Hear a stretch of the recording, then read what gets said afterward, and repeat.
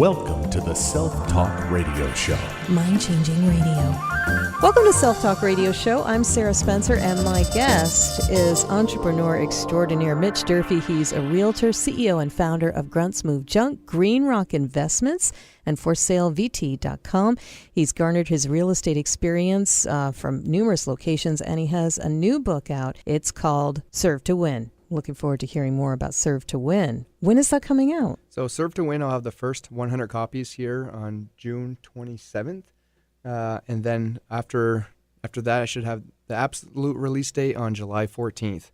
Wow. It's going to be great. That's so exciting. Now, you were saying in one of your Facebook posts that your English teacher, you just did not like English class at all. So the fact that you're even writing a book was great. Yeah. It's kind of a funny story. You know, back in junior year of high school, it was the one topic in high school that I failed, and I was heartbroken. And after that, I stopped reading. I didn't read any books for almost 7 years. And then I just finally woke up one day and I picked up a book, Think and Grow Rich. And after that, I just started reading a book a week for like the last 3 years. And then this year, I kind of set a big goal saying, you know what, it's time. I think everyone has a book inside them.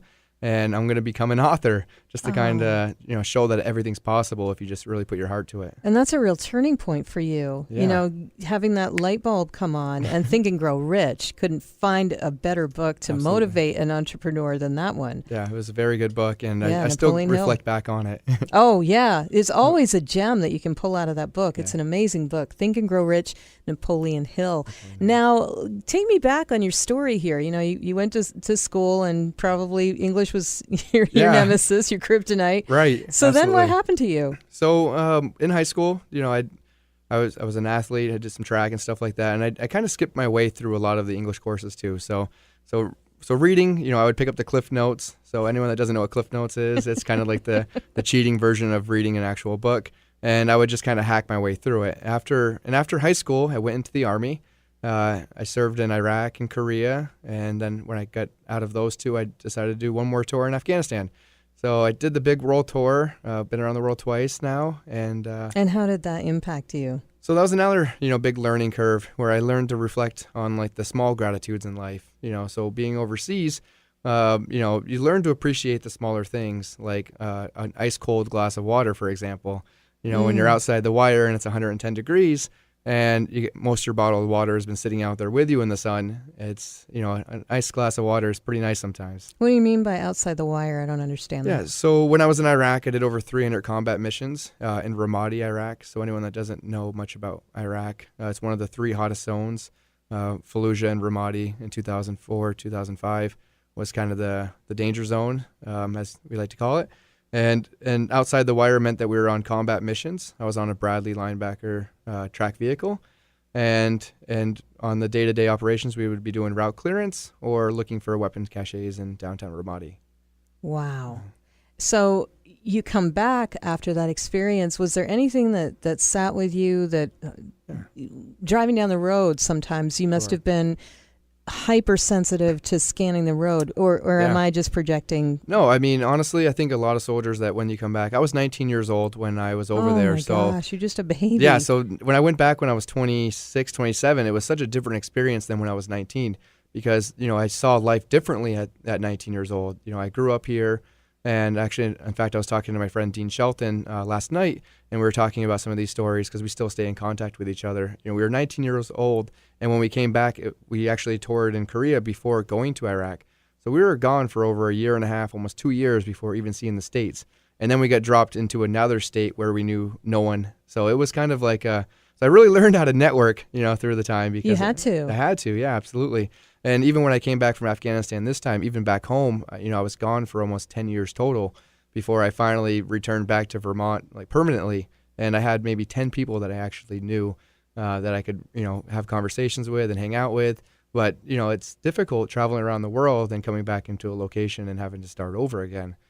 Or having people that can't relate to what you've been through, unless it's a fellow soldier. Right. Correct? That's kind of the reason why I started Grunts Move Junk, was to be able to kind of surround myself with those fellow veterans that were coming back. Yeah, tell me more about Grunts Move Junk. Yeah, so Grunts Move Junk started in 2014, about 6 months after I returned from Afghanistan. Our big mission was to put veterans back into the workforce. And we don't hire 100% veterans, but a lot of our staff is definitely their mission there is also to support veterans. And, when veterans return from overseas or just getting back from doing operations or just being on active duty or even in the National Guard and they're looking for work, I think it's unfortunate when veterans have this challenge of finding qualified work. So we started Grunts Move Junk, 3 years ago in order to be able to put these veterans back into the workforce and give them a position. It's amazing. So now, did you do Grunts Move Junk before you did your real estate practice, or kind of at the same time? Yeah. Yeah. So you're like a multi-potentialite. I had Emily Wapnick on. She talks about that. Her blog is Putty Like, and you might want to check her out. And she's had a past episode on here, and she talks about people like you. Oh, really? Oh, no. No, it's actually a very good thing because that jack of all trades, and it's kind of frowned upon, whereas Emily embraces it and says you have to be a multi-potentialite or jack of all trades so that you can be flexible in this new world that we're in. There is no gold watch at the end of the tunnel. So you have to be an entrepreneur or think outside the box. To touch on that, I think what I found was in real estate, there's, a lot of businesses have a winter season and a summer season. So it's almost like, you have to plant your seeds and then come back to them. You don't want to watch your garden grow. So real estate for me was something that I've always been passionate about. In fact, when I was over in Iraq, my dad would mail me magazines for real estate magazines because I was so passionate about it. So everyone's reading like these Maxim magazines and I'm getting these real estate ones and I'm getting, I'm like circling the houses that I want to flip and just picking these houses out. And when I got back from Afghanistan, 3 months later, I got my real estate license. But again, not having a network in real estate made it very difficult to sell real estate. So I helped my friends get into their houses and I helped my friends sell their houses. But getting outside of that was very difficult because no one really knew who I was. And then, it's grown up a lot more since then, which is great. But again, it was one of those things where, I like to say, dig your well before you need water, right? So start now, take action, and then, 3, 4, 6 months down the road, come back and then everything's ready for you. Yeah, that makes a lot of sense too. So you talked a little bit, I can't remember where I read it. I don't know if you posted it on Facebook or it was on your blog, but you talked about having to go to a bank and try to get financing. And that's an interesting story. Yeah. So tell me about that, because that's the struggle a lot of people face. Yeah. So when I came back again from Afghanistan, I had this idea that I was going to come back and, buy some multifamily properties, and because that's what I wanted to do. I was really passionate about buying investment properties. And I'd go to the bank and they would look at me and say, well, listen, you just got out of the military, you changed your career, so it's going to be another 2 years. And they did have a VA home loan, except the problem is the house that I bought when I was in the military is still under a VA home loan. So it was, I'd have to sell that house in order for me to get another one. So I would take weeks at a time where I would just call banks, bank after bank, and just try to get them to approve me. And then I finally got one to approve me. And then after that, I was able to buy, $1 million worth of real estate in under 12 months. But oh my gosh, no stress. No, it was hard. It wasn't, something that was easy. But once that first domino fell, it just seemed like the momentum just kept going. And then, so my goal was, 2 years ago was to buy $1 million worth of real estate. And I didn't know how I was going to do it. I set it up there on the board and I wrote it on my mirror. And then I kind of trademarked this goal on your phone thing where I take a picture and I write my goal on the phone. So every morning when I wake up and hit that, snooze button, if I'm going to do it, I have to look at my goal first to say, do I want to push off my dream for another day? And that kind of helps me get out of bed. Wow, what a great idea that is. That definitely keeps you motivated to say, does. What I like to do is when I'm setting a goal is if I have a really big one, like $1 million of real estate is quite big, instead of taking that as a big chunk, I say, what's the next logical step? Yeah. What is the next thing that I need to do today to drive me closer to that goal? Absolutely. And Ed Lester talks about that a lot. He's another guest we had on. Oh, great. Yeah. So when you're buying up this real estate, what do you look for in a house that you're going to flip? I think Vermont, it's few and far between. It's really the numbers have to work. So and in Vermont, there's a lot of different factors that really go into it. And I think there's also a lot of investors that are looking for these deals. So you have to be fast. Grunts Move Junk has actually made it really possible for us to find these deals before, because most times they call the Grunts company and say, hey, look, we're moving, we're thinking about selling, we're doing this.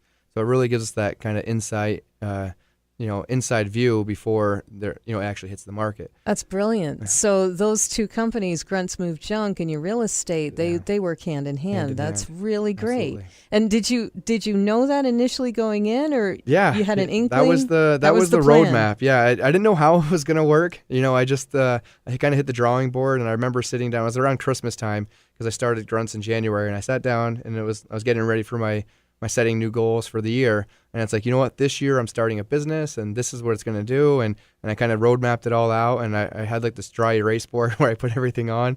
And I'm like, looks good? Yeah, it looks good. All right, let's do it. And so far, it's a house of cards sometimes, but you got to persevere through the bad moments because, after you get through the bad points, it's great. It's really worth it. And what's the lowest point that you've had? Oh God, there's so many, in business, I think there's always ups and downs, and it's stressful, and it's how I think in my book, Serve to Win, I talk about having a positive mental attitude because, I think that if you focus on, like we talked about earlier, right? Change the way you look at things and the things you look at change. Dr. Wayne Dyer, yeah. And those are the exact same things that I talk about in having a positive mental attitude. You can focus on that it's raining outside, or you can focus on the fact that you have a garden and the garden needs water. It's two different things. Some people are upset because it's raining, and some people are great and gracious for the water. And by doing those things and just kind of shifting that mindset, think about it. The last time you were upset, did you feel good? Like you kind of shrunk down a little bit, your energy was low. But if, the last time you were happy and everything was going your way, you really just got up and went after things. Your energy is 10 times higher. So if you can snap out of those moments, faster, your energy levels are higher, and you walk with a sense of pride, and it's just so much better. We're speaking with Mitch Durfee. He is the author of Serve to Win, and it's a great book if you want to pick it up and get some motivation for an entrepreneur on Self Talk Radio Show. And Mitch, do you also offer coaching for people as well? I do. Yeah, I do some business coaching and marketing coaching. And that's kind of, that was also one of the other things is, my vision was to kind of paint this big picture of owning this company and this company, but really the end goal was service, right? To be able to give back. And no one really wants to follow directions from someone that didn't really do anything. So in order for me to help more people, I had to get to a certain level that, people realize that, hey, look, it's possible for me to do something too, because I went from, being in the Army, just growing up here in St. Albans, Vermont, to growing this kind of empire it's growing pretty exponentially, like we talked about on the pillars or the dominoes. Do the one thing today so that in a week I'm set up, and then in a month, they just keep falling and they keep knocking down bigger dominoes. But in order for me to be able to coach businesses, I'm 31 years old right now, and a lot of people look at that and they go, oh, you're just 31, you don't have enough, experience kind of thing.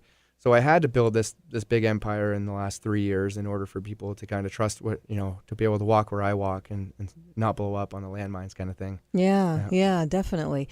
And well, you're doing it too. I mean, it doesn't matter. Yeah. It doesn't matter how old you are. It matters is the result. Yeah. And if people want to have those kind of results, now, is there a certain kind of person that you're looking for with a client? Because you can't just take just anybody. Right. They have to have what? Yeah, it's action takers, right? People that are willing to take the risks, I think, because, I've always say that never want something more for someone else than they want it for themselves. So, if I come to you and say, here's how to grow your business into marketing, or, but you're not interested in doing anything with your marketing, I'm not going to be able to help you. No matter how hard I try to teach you, you're not open to it. But if they want to grow their marketing, they're more receptive and they're ready to take some of these things. And it may be harder. I always say you got to be willing to suffer short-term pain for long-term gain. And if you're able to do that, then yeah, I'm absolutely happy to work with them. That's fantastic. So and your website is? So I have a couple websites out there because, again, I also have a marketing company. But MitchDurfee.com, and then you can pick up my book, Serve to Win, at serve2win.com. And that's serve, the number 2, win.com. We're speaking with Mitch Durfee with Self Talk Radio Show. He's the author of Serve to Win. He's an entrepreneur, serial entrepreneur, and we're going to talk more with him about choosing the right properties and building your business empire when we come back on Self Talk Radio Show. Can't sleep? Try this. Sleep Meditation offers soothing meditations to help you sleep like a baby and awaken what's inside. All you have to do is choose the meditation you want to listen to from our library at sleepmeditation.org, click play, and enjoy.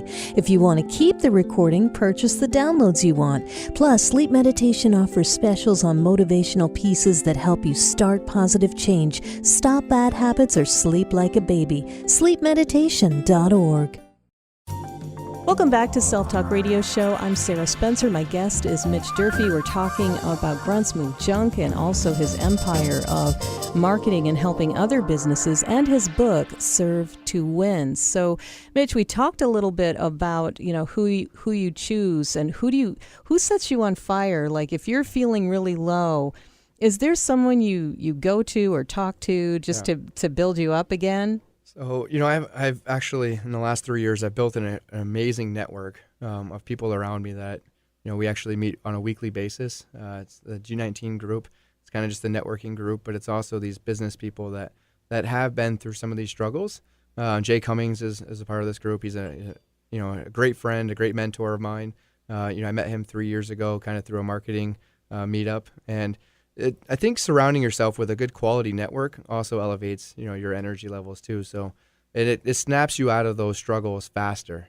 Yeah. And having a mentor is so terrific, because if you've had somebody that's been there, done that, you can turn to them and say, okay, here I am, and I'm not sure where I'm going to go next. I'm very lucky that Jay doesn't run the clock on me, because the amount of times I pick up the phone for some of the things that are so easy to him, I'm sure I'd have a pretty big bill. So I'm very grateful for that friendship, that's for sure. Well, and also you touch on something else I want to talk to you about, is team and building your team.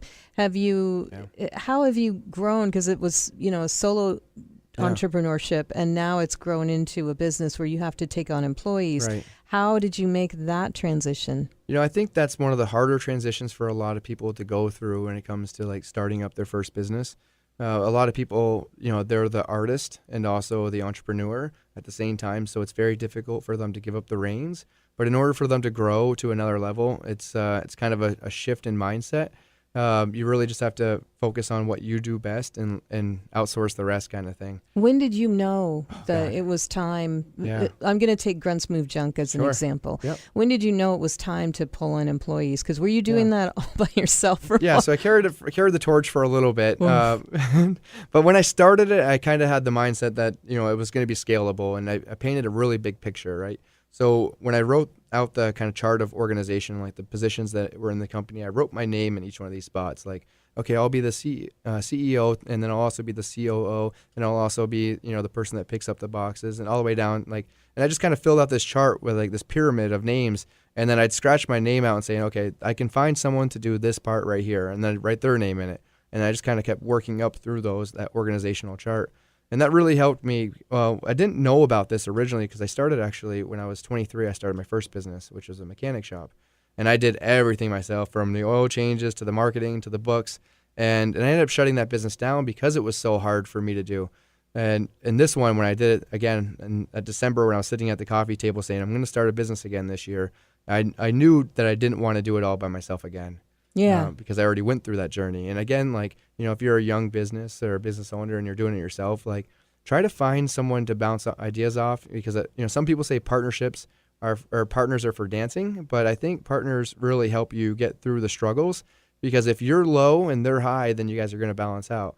And it helps you get through some of those difficulties of a business ownership. Yeah, and what you're describing with your mechanic business, that all that was just buying a job. Yeah, pretty much. I was you bought a self-employed. job. Yeah. And so hardest job, when lowest paying job. Yeah, and when you're trying to transition from that to a business owner, there's a huge difference. It is. And as a business owner, you're not working as many hours.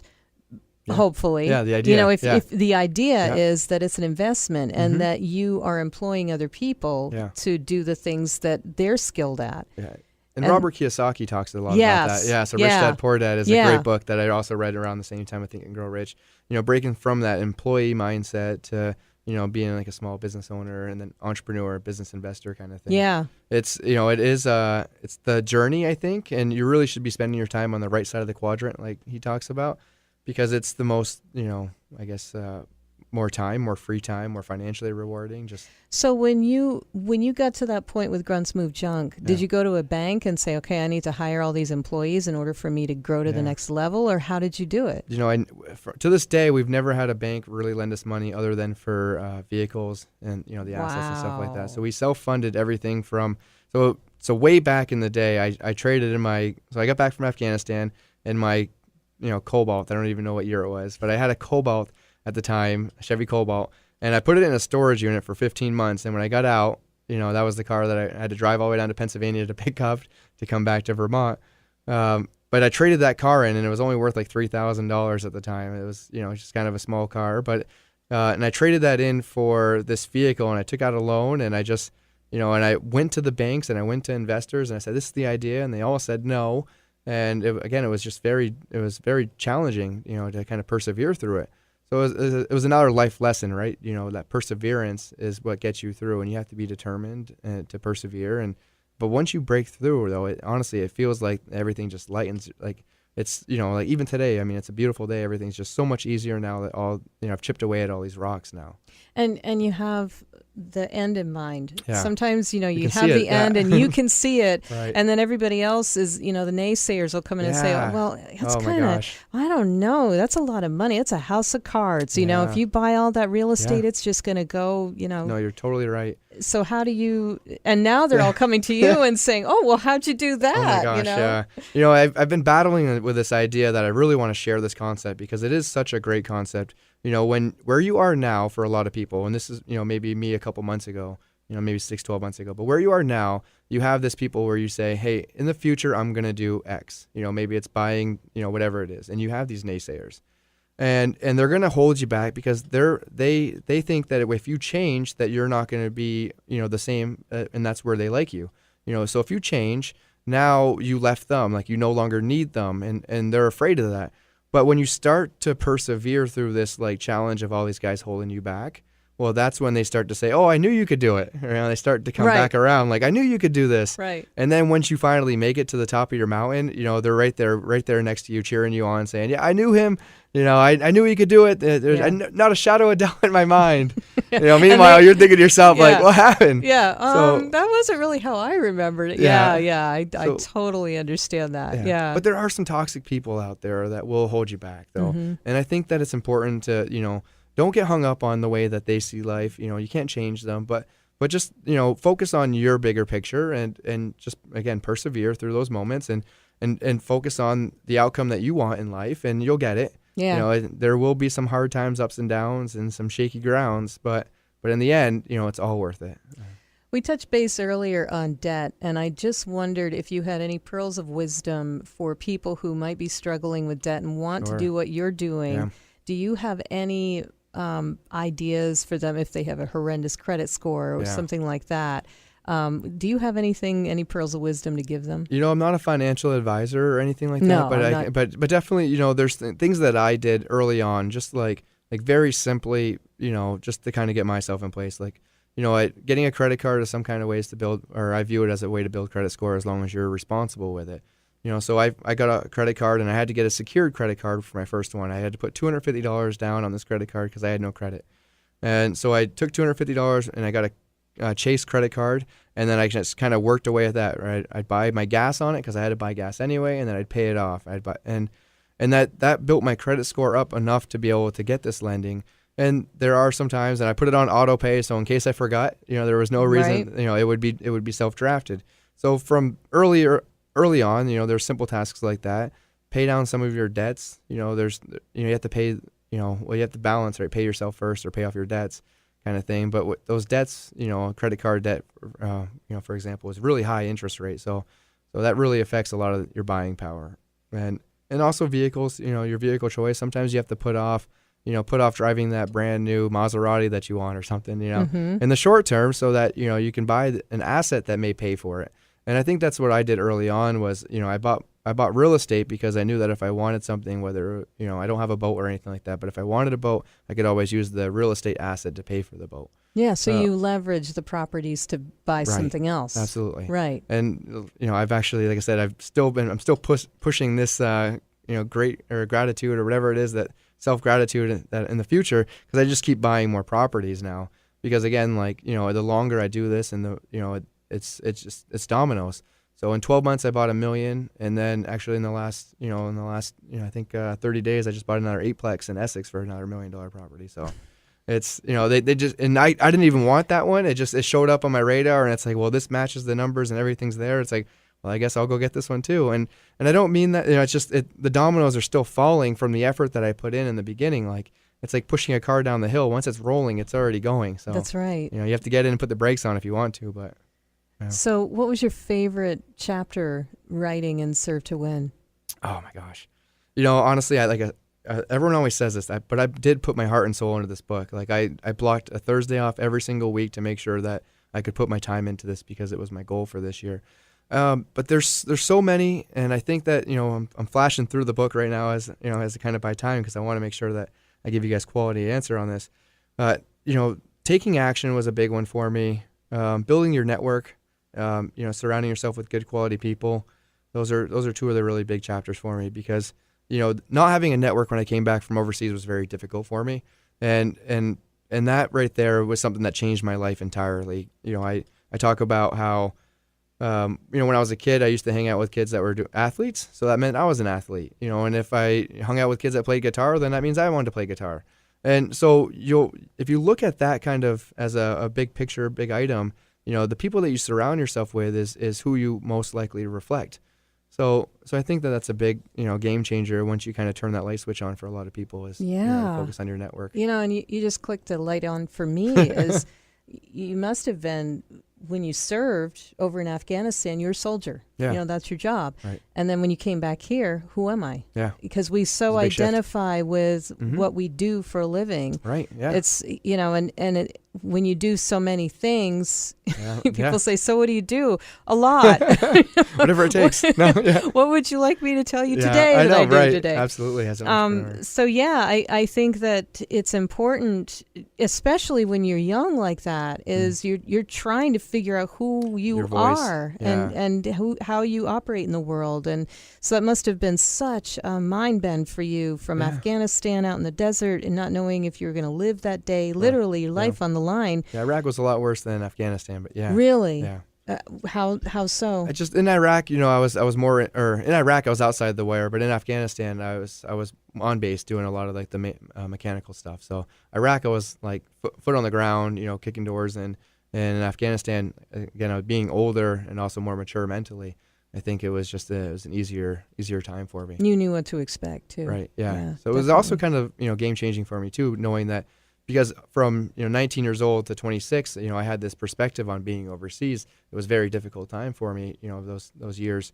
But going back into it, I kind of faced my fears, and I just said, okay, well, let's do this again. Maybe this isn't true, and maybe there's some untruths in here with like the way that my story played inside my mind from being 19 years old. And so I got to relearn it. I got to retell my story to myself by going back the next time, which was great. Yeah. So what's next for you? Oh God. I don't know, maybe a house in the Caribbean. I don't know, but I don't know what I'm going to do. I think there's a few things different. Really what I'm focusing on now is I love helping others. So this book is kind of hopefully a tool for me to be able to get some more speaking gigs. I'm speaking actually tomorrow, tomorrow at Project SOAR in St. Albans to the graduating class. So that's an exciting time for me because I get to help these students. So again, full picture is if I can tell my story to change someone's life and help them change their life or help them get a breakthrough, that's really the most rewarding thing for me. And that's kind of what the book is about, the Serve to Win. I got to a certain point so that I could give back to others. The book is Serve to Win. If you want to buy your copy, go to serve2win.com. I got that? That's perfect. All right. Mitch Durfee has been my guest. You can go to our website for full links from this whole conversation. I'm Sarah Spencer with selftalkradioshow.com. This program has been a production of Hall Communications, Burlington, Plattsburgh.